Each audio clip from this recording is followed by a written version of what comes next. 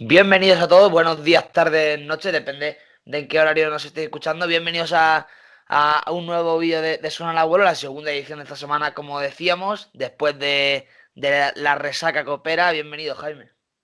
Hola a todos, muy buenos días. Sí, una resaca blanca de nieve y polémica por el estado de las gradas, aunque ya hablaremos un poquito de ello y no fue tanto como se dice. Sí, vamos a hablar hoy de ese partido, ¿no? Esa crónica del partido del Yeclano Valencia de Copa del Rey y luego pues estará con nosotros Nacho Liaño para contarnos un poquito de cómo llega el Sevilla Atlético, porque realmente es el partido que hay que ganar, ya lo hemos repetido alguna vez, pero es que es la verdad, ¿no? La auténtica eliminatoria pasa el domingo a la Constitución.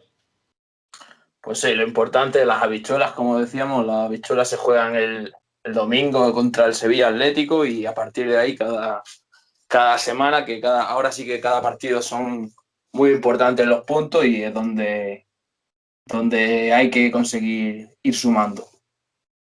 Pues vamos a hablar primero de ese partido contra el Valencia, un partido que fuera dejando de lado distancias tal o cual de esa polémica, en cuanto al ambiente fue espectacular. Yo, la verdad que llevaba algunos meses sin tener los pelos de punta cuando empieza a sonar el abuelo, con ese tifo, cuando salen los jugadores. La verdad que fue bastante emocionante ese inicio de partido. Y con ello empieza el partido con ese subidón, con esa jugada de Karim. Y la verdad que la cosa, por empezar, empezó bien. Sí, bueno, a los 20 segundos ya teníamos un córner a favor con ese balón largo que bajó Tonete muy bien, se lo dejó a Karim que pilló la espalda de la defensa valencianista y provocó el córner y un córner que hicimos la misma de Majadahonda y la misma de Marbella. No salió igual, pero se hizo la misma jugada. Y ahí parecía que íbamos a presentar más batalla al equipo valencianista, aunque la mueve muy rápido. Se Sí. notó en la forma de mover, en la velocidad del balón, se notó la diferencia de las dos categorías. Sí, sobre todo en la zona de medio campo hacia arriba con Kangin Lee, cuando entraba Guedes al centro, Manu Vallejo, Rubén Sobrino y Racic, que hizo un partidazo del medio centro del Valencia. Ahí cuando combinaba el primer toque, la verdad que eran letales. Sí, también apoyados por Thierry Correia, que era una moto ahí en la banda derecha que ofrecía unas ayudas y unos apoyos que no lo veíamos venir y bueno, lo que más se notó la diferencia es en la velocidad de cómo movían la pelota. Sí, Razi, Canguilí, si es que se nota, son dos categorías y por algo son dos categorías superiores. y eso. Y en el minuto 7, después de alguna llegada anterior, porque la verdad que el Valencia estuvo llegando al área del Girona todo el partido, en el minuto 7 te marcan el primer gol, Kangin Lee, tras una jugada un poquito embarullada, al final saca el centro atrás Correia, y pues Kangin Lee ahí no iba a perdonar a un jugador de primera división, y al minuto siguiente te vuelve a hacer el 0-2 el Valencia, y ahí pues mentalmente sentencia al Yeclano durante una fase, porque deja al Yeclano cao una fase, luego se levanta un poco el Yeclano e intenta tirar hacia arriba, que es cuando luego hablaremos que encaja el 0-3, pero es que esos dos goles en 2 minutos prácticamente sentencian el partido. Sí, ahí el primero son un par de rechaces dentro del área. También intenta rematar Sobrino y el fallo de Sobrino hace que habilite a Canguilí. En el segundo, un disparo lejano de Euroracing que hace algún raro a Gianni y se la come un poquito. Pues bueno, 2-0 en esos 10 primeros minutos, pues ya sentencia el partido. El Valencia también salió muy enchufado. Hablaba con algún aficionado antes de empezar el partido que nos venía mal que hubieran eliminado al Atlético, al Celta, porque ya venía sobreavisado el Valencia y también tuvo el susto de la primera eliminatoria con el Tarrasa y salieron a muerte ellos también. Sí, y al final, te digo, en esa fase el Girona lo dejan cao y le cuesta mucho salir hacia adelante. Con un vaquero que ya vio amarilla y ya se salió también un poquito del partido. Gastón Alonso que tenía una papeleta un poquito difícil, pero para mi punto de vista hizo un partidazo Gastón. La verdad que cumplió bastante bien el medio centro del Yeclano. Y ahí llega un larguerazo de Alberto Oca que a punto está de hacer el 1-2 y al poquito después el 0-3. Sí, una muy buena dejada de Karim también, jugando de espaldas, que Alberto le pega sin coger carrerilla ni nada, un disparo brutal, que se quedó temblando 5 minutos el arco de Rivero. Y bueno, ahí se pudo meter un poquito más el Yeclano en el partido, pero no hubo esa suerte y enseguida también llegó el tercero del Valencia. El tercero es un golazo. Si decíamos que juegan rápido al primer toque, el tercero es todo el rato así, una jugada entre Manu Vallejo y Rubén Sobrino al primer toque, y al final define a placer. Rubén Sobrino, poco que hacer ahí. El Yeclano con ese 0-3 se llega al descanso. Decíamos que lo que queríamos era que el Yeclano pues llegase a lo mejor al descanso con ocasión de poder pasar a la eliminatoria, pero al final no fue así, ¿no? Se llega con el 0-3 al descanso, aunque para mi punto de vista no me desagradó la imagen del Yeclano, un Yeclano que pese a estar enfrente de un Valencia que jugó bien, jugó bastante bien, pues no dejó nunca de intentar llegar arriba con las dificultades que tenía, pero no lo dejó de intentar y al final te tienes que quedar con esa parte positiva. Sí, yo veía datos al descanso y en el descanso llevaba el Valencia cuatro tiros a puerta, tres, o sea, 4 tiros, 3 a puerta, y el Yeclano llevaba 5. Si bien que ninguno a puerta, salvo el larguero, no fue ninguna ocasión clara. También llevábamos 3 córneres y ellos ninguno. Sí, sí, la verdad que no, quitando los 3 goles y que el Valencia llegaba con facilidad al área del Yeclano, pues no estuvo tan mal. Llega el descanso, hay un doble cambio, se retira Tonete y entra Fenol, se cambian las bandas, OK Fenol, y entra Luis Castillo como lateral, y los 2 primeros minutos del Yeclano, o los 5 o 10 primeros minutos del Yeclano son arrolladores. Sí, ahí salimos a por todas. El gol llegó también muy prontito. La afición también empujó mucho y nos quisimos meter en el partido, pero pues lo mismo que antes, que el Valencia empezó a moverla y acabó el partido. También llegó el gol de Thierry Sí. prontito y ahí sí que ya acabó todo. Y nada, pues eso, llega el 1-4, el definitivo, se cierra el partido. Pero al final un partido para disfrutar, como veníamos diciendo, y pues para ver también jugadores de mucho nivel, porque luego al final acabamos viendo a Gallá en la institución, a Carlos Soler, a Guedes que jugó todo el partido, a jugadores de mucho nombre, pues verlo aquí en Yecla siempre es un gusto.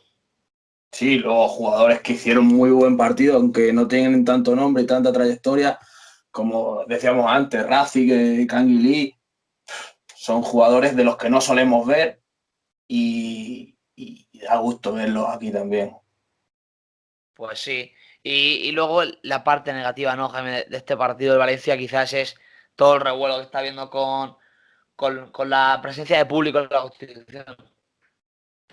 Pues sí, yo creo que algo excesivo y que no se me entienda mal. El estadio se supone que iban a entrar primero 1.400, después 950.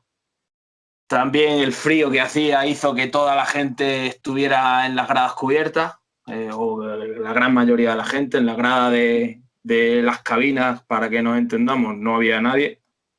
No sé si porque no se podía o porque no quiso nadie verlo desde allí.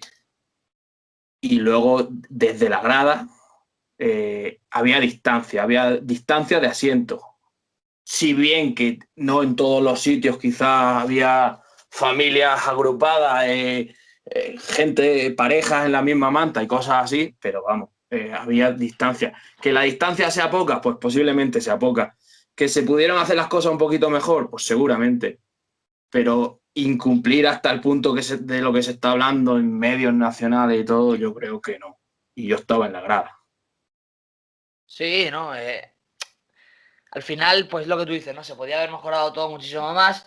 Eh, no estamos diciendo que el protocolo o que la actuación fuese buena, porque realmente, visto desde fuera, visto desde la zona donde yo estaba, en la zona de cabina, sí que parecía que no había la suficiente distancia, que había mucha aglomeración, pero también, por una parte, el Yeclano o la organización, no sé quién organizaría la zona de público, no lo hace bien, pero también hay quizás demasiado oportunismo a la hora de criticar estas medidas y lo que pasó, que si bien repito, no estuvo bien porque se pudo hacer las cosas infinitamente mejor y veremos a ver qué acarrea esto, esperemos que nada, pero es lo que digo, no hay mucha gente quizás subiéndose al carro de la crítica que no sé. Pues sí, porque se está criticando desde gente que nunca está en la Constitución, no sabe cómo es la Constitución. Campo, la mayoría digamos, de la polémica viene de las gradas de cemento. Ahí sabemos que un asiento de cemento no es muy relativo, no tiene una medida. Se supone que hay que estar asiento sí, asiento no, y eso también lleva a confusión.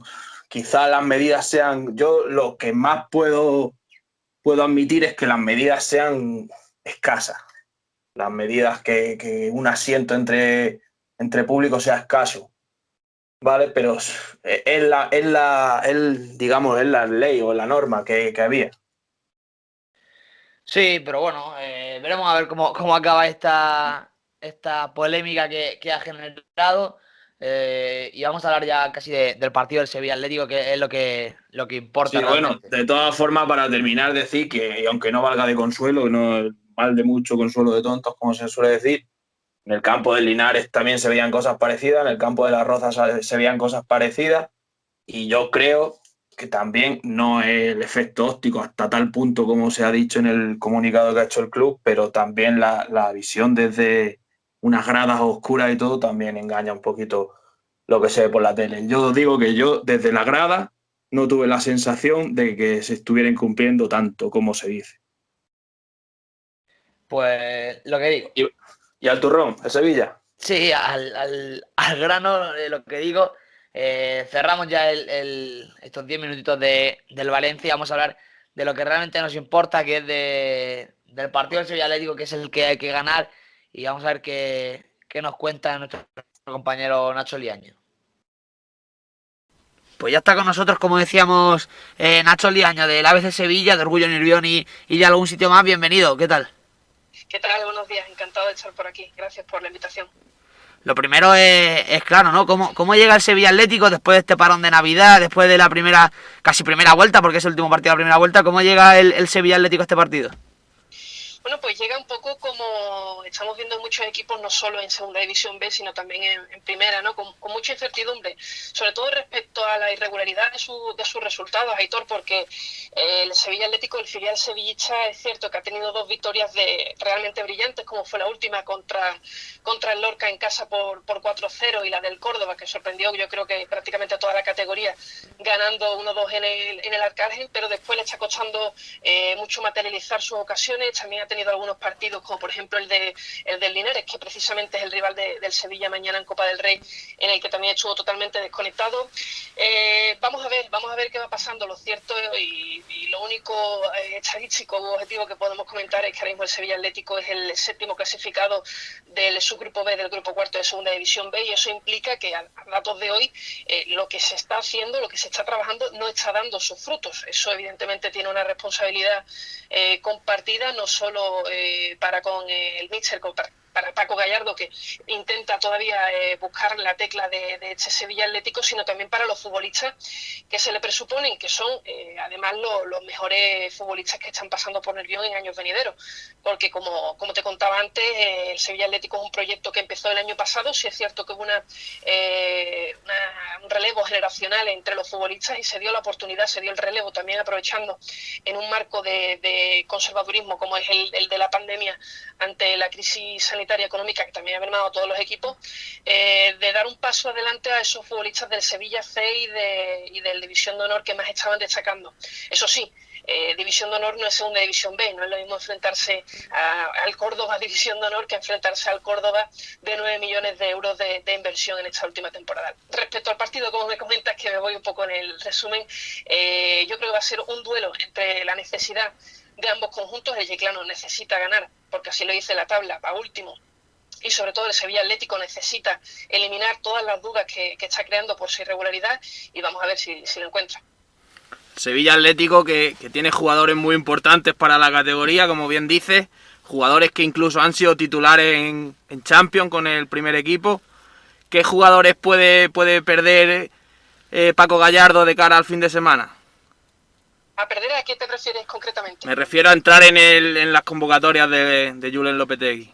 Ah, bueno, claro, evidentemente. Sí, vamos a ver a Alfonso hasta el último momento, porque sí es cierto que el primer equipo siempre suele tirar mucho de él. Ya debutó en Champions frente al Chelsea, además lo hizo una buena actuación pese al abultado resultado, y vamos a ver también si queda ahí digamos, en el umbral Antonio Zarzana, que está siendo también uno de los futbolistas revelación, no tanto en el filial como en el primer equipo. Me explico, él está más a caballo con el primer equipo, en el filial todavía está encontrando su sitio, pero sí es cierto que es un futbolista en el que están depositando mucha confianza, no solo el club, sino todo el sevillismo, ¿no? Porque es un futbolista con descaro, con desborde, y todavía lo tiene que demostrar en el Sevilla Atlético, y eso esperan. De hecho, esos dos futbolistas están en conversación ahora mismo con el club. Monchi los tiene en estima porque son dos futbolistas. Alfonso es un porterazo, y Zarzana, ya te digo, tiene mucho que dar de sí, y están en conversaciones para renovar sus contratos. Así que yo creo que esos pueden ser los dos futbolistas más destacados. Después el Sevilla Atlético tiene futbolistas impredecibles, ¿no? Tiene a Carlos Álvarez, con el que Gallardo también está dosificando sus minutos. No fue titular, por ejemplo, contra el Lorca. Después tienes a Iván, que es si no me equivoco, es el Pichichi, corregirme, de segunda división B del grupo cuarto, con 5 goles, 2 dobletes. Fue el del Córdoba y el del último partido frente al Lorca, y vamos a ver las evoluciones de esos futbolistas, y sobre todo si van respondiendo también los que estaban el año pasado y que necesitan dar ese paso adelante: los Pedro Ortiz, los Javi Vázquez y los Valentinos, los Nacho Quintana, que fue uno de los fichajes, al igual que Eliseo, del que suena que está en la rampa de salida, aunque eso está por ver en el Sevilla Atlético. Y yo creo que va a ser un momento para encontrar la consolidación del proyecto y sobre todo de la idea, porque al final este Sevilla Atlético empezó entrenando desde su casa, llevan meses intentando mantener ese bloque, y sobre todo lo que buscan es esa regularidad en base a las individualidades de su equipo, que por supuesto tiene y son buenas. Sí, a mí me surge la duda porque quizá uno de los jugadores de los que más se habla, de los que más expectativas se tiene, es Carlos Álvarez, que tú lo comentabas, pero no llega a ser un jugador titular indiscutible en el 11 de Paco Gallardo. No sé a qué se debe esto. Pues mira, te lo digo porque básicamente lo he hablado con el míster y también con otros compañeros, con el propio Carlos, también, al que también conozco.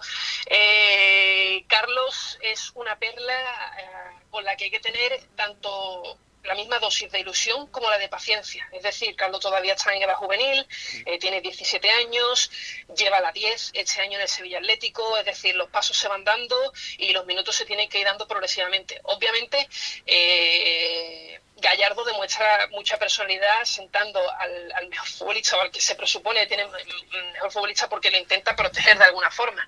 Es cierto que Carlos Álvarez tiene que poner esos galones, lo intentó en el derbi, en el que, por ejemplo, se vio muy superado por un muy buen Betis Deportivo, y también tiene que encontrar, y creo que esta es la clave al final de que Carlos Álvarez no esté ahora brillando tanto como en la temporada pasada, es que tiene que encontrar un compañero que le dé el músculo, que le dé al final el corte detrás, y que sobre todo tenga la facilidad para que él solo esté pendiente de lo que tiene que estar, que es de 3/4 para adelante, y estar pendiente sobre todo de esas combinaciones con Isaac e Iván, que yo creo que son y pueden ser los dos delanteros titulares frente al Yeclano.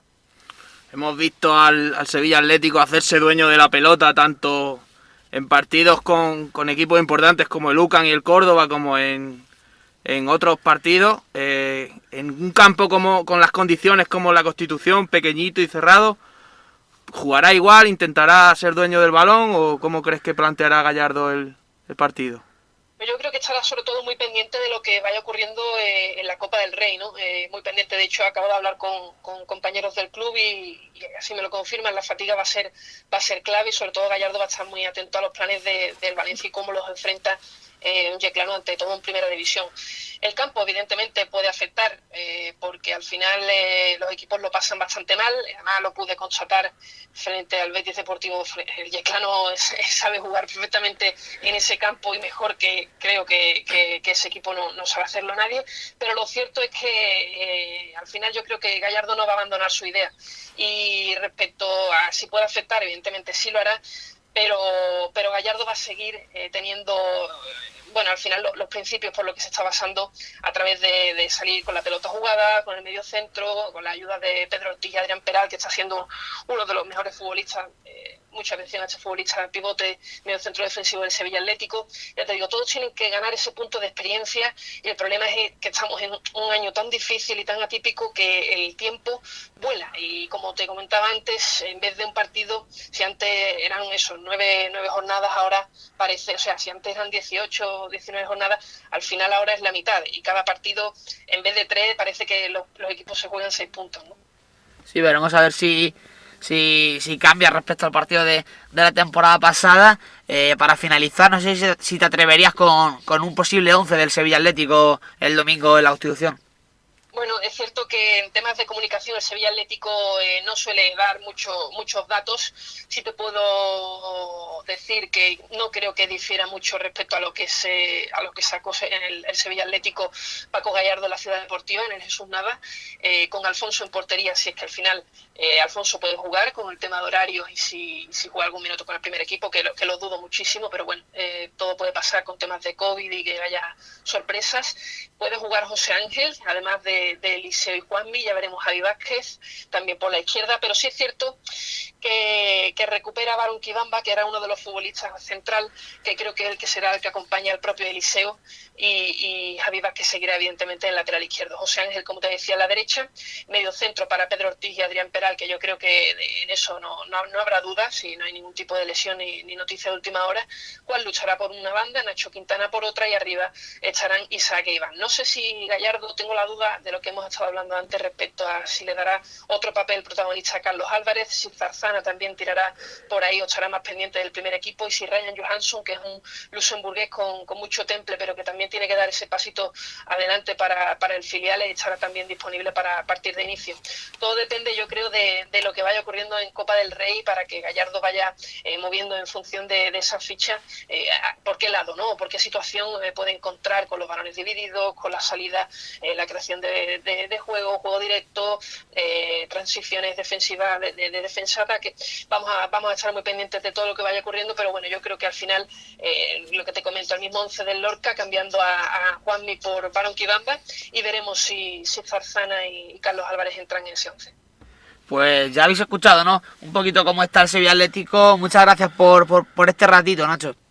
Nada, un placer, y para lo que necesitéis, ya sabéis que tenéis aquí un compañero, y un placer haber participado aquí en vuestro podcast. Hasta luego, gracias. Un abrazo. Ahora, bueno, después de las palabras de Nacho Liaño, vamos a, como solíamos hacer últimamente, aunque si te das cuenta, un partido que no hubo precedente. Contra la Real Majadahonda, una victoria. Pero bueno, vamos a dar ahora los precedentes del Girona Deportivo contra el Sevilla Atlético. Sí, bueno, tenemos 2 y 2 con el Yeclano Deportivo, 2 con el Yeclano Club de Fútbol. Lo que sí que coinciden son los resultados. Hay 2-1-0 y 2-2-1. Nunca ha puntuado el filial del Sevilla en la Constitución. Así es que pues nada, que siga la racha. No hay quinto malo, ¿no? No, esperemos que no, que tampoco puntúe este año en la Constitución, que sea la primera victoria del Yeclano en Liga en la temporada 2021, en este año 2021, que empieza con una victoria del Yeclano en Liga, que será muy positivo. Sí, equipos del Sevilla que han venido con jugadores muy, muy importantes, que luego han sido muy importantes, como Sergio Rico, Campaña, Luis Alberto, Jordi, aquel que fue tantos años jugador de Zaragoza en primera división, en el Atlético de Madrid. Pues nada, no han venido cojos y nunca se han rascado nada. Así que siga la fiesta. Pues hasta aquí esta segunda dosis semanal de Suena el Abuelo. Es como la vacuna. Primero pusimos la primera dosis con la previa del Valencia, la entrevista a Layeto, y ahora con la previa del Sevilla Atlético. Como nos echáis mucho de menos las 2 semanas, claro, que estuvimos de vacaciones, pues esta semana 2. Pues nada, muchas gracias por escucharnos, por aguantar este ratito, por aguantarnos 2 veces esta semana, y que sea lo mejor el domingo la Constitución contra el Sevilla Atlético. Hasta luego.